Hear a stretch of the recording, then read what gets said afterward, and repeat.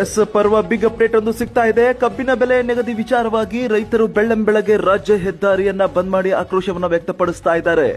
ಜಮಖಂಡಿಯಿಂದ ಧಾರವಾಡ ರಾಜ್ಯ ಹೆದ್ದಾರಿ ಬಂದ್ ಆಗಿದೆ. ಶಿರೋಳ ಕಿನಾಲ್ ಹಾಗೂ ಶಿರೋಳದಲ್ಲಿ ರಾಜ್ಯ ಹೆದ್ದಾರಿ ಈಗಾಗಲೇ ಬಂದ್ ಆಗಿರುವಂತದ್ದು. ಇನ್ನು ನಿನ್ನೆ ರಾತ್ರಿ 11 ಗಂಟೆಯವರೆಗೂ ನಡೆದ ರೈತರ ಮನವರಿಕೆ ಕೆಲಸ ಕೊಟ್ಟಿಲ್ಲ, ವಿಫಲ ಆಗಿದೆ. ಹಾಗಾಗಿ ರೊಚ್ಚಿಗೆದ್ದ ರೈತರು ಈಗ ಹೆದ್ದಾರಿಯನ್ನೇ ಬಂದ್ ಮಾಡಿದ್ದಾರೆ. 3,500 ರೂಪಾಯಿ ಬೆಲೆಯನ್ನ ನಿಗದಿ ಮಾಡಲೇಬೇಕು ಎಂದು ಪಟ್ಟು ಬಿಡದ ಮುಧೋಳ ರೈತರು ಸದ್ಯಕ್ಕೆ ರಾಜ್ಯ ಹೆದ್ದಾರಿ ಬಂದ್ ಮಾಡಿ ಆಕ್ರೋಶವನ್ನ ವ್ಯಕ್ತಪಡಿಸ್ತಾ ಇದ್ದಾರೆ.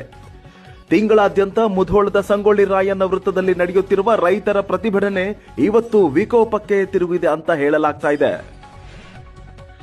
ಇನ್ನು ಬೆಳಗ್ಗೆ 6 ಗಂಟೆಯಿಂದ ರಸ್ತೆ ಬಂದ್ ಮಾಡಿ ಸ್ತಬ್ಧಗೊಳಿಸಿದ ರಾಜ್ಯ ರೈತ ಸಂಘಟನೆ ಇನ್ನು ಕೆಲವೇ ಗಂಟೆಗಳಲ್ಲಿ ಪ್ರತಿ ಹಳ್ಳಿಗೂ ರಸ್ತೆ ಬಂದ್ ಆಗುವ ಎಲ್ಲಾ ಸಾಧ್ಯತೆಗಳು ಕಾಣ್ತಾ ಇವೆ.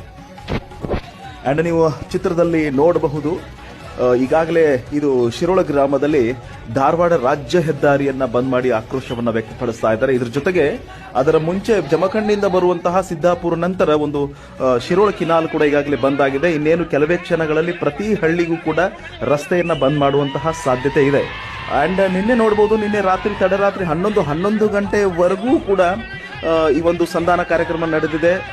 ಡಿಸಿ ಅವರ ಮಧ್ಯಸ್ಥಿಕೆಯಲ್ಲಿ ಆದರೂ ಕೂಡ ಕೆಲಸವನ್ನ ಕೊಟ್ಟಿಲ್ಲ. ರೈತರು ನಮಗೆ 3,500 ಬೇಕೇ ಬೇಕು ಅಂತ ಪಟ್ಟನ್ನ ಕೆಡ್ತಿದ್ದಾರೆ.